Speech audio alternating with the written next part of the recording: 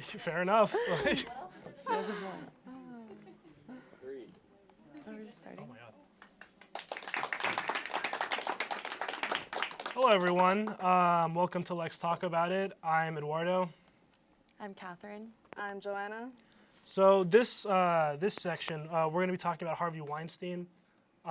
So as a lot of people know, if you don't know, Harvey Weinstein was someone really important in Hollywood, very famous, made a lot of movies. He was like the second or third most thanked person on all the Oscar speeches ever, coming after Steven Spielberg and God. So the story came out about him in the New York Times and then in the New Yorker about how he was a pattern and a repeated sexual abuser, and he raped and abused many, many women and kind of used his position of power to prevent them from speaking out about it. So the question I have about this is that in the story, the New Yorker used several anonymous sources, and they did that to protect the sources from retaliation from Weinstein and people affiliated with him. My question is, are anonymous sources okay to use in such an important story? I believe that it is like a big question to ask, just because anonymous sources have been like looked down upon just because of credibility reasons.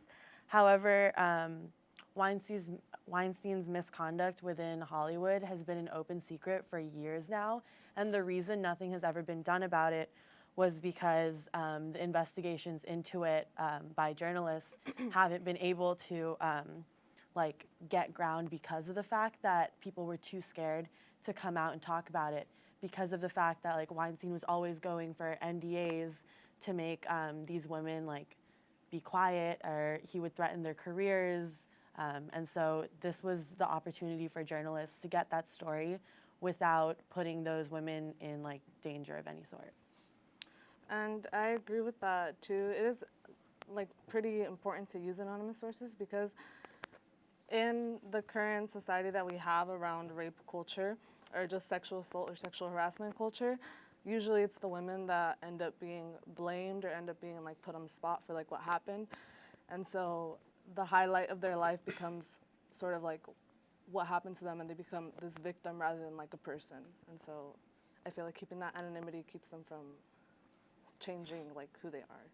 Yeah, and I agree. I think anonymous sources are really, really important. I think journalism at its core is like a check and balance, or like a form of checks and balances. And journalism just checks people in power and makes sure they can't abuse their position of power. And I think a great way of doing that is through anonymous sources, because then they have no one to blame, but then this information is out about them. If you look at Bob Woodward and Carl Bernstein in the 70s, how they took down Nixon with the whole Watergate scandal, they used extensive anonymous sources, and it all worked out. I think we have a question from the audience though. We've got a question from the audience. Your name is? Zaire. And your question, sorry. So there was, I think it was Lindsay Lohan. There was Lindsay Lohan. She kind of came out and said that Harvey Weinstein had never like raped her, even though she had worked with him. So how do these celebrities that also have worked with him, I think Meryl Streep also thanked him in one of his speeches, like how do we stop these celebrities from feeling like they have the right to speak up against the victims, to kind of like discredit them? Like how can the media, or like even Hollywood in general, like also put a stop to them? I feel like that's a really difficult solution to find, sort of, because that sort of take, I think, brings out like ignorance from people. Just because something hasn't happened to you doesn't mean that it doesn't happen to other people. And it comes down to like believing and like looking at patterns of this. Like it's not, like Harvey Weinstein was not accused by one person. He has been accused by like multiple women for years, like, and it's only now that they're all coming out because they finally have the power to do so.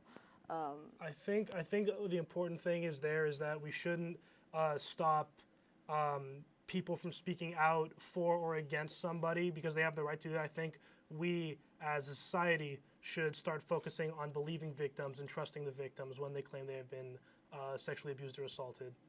But I think that's all the time we have. Thank you for watching. Let's talk about it. I think we took too long.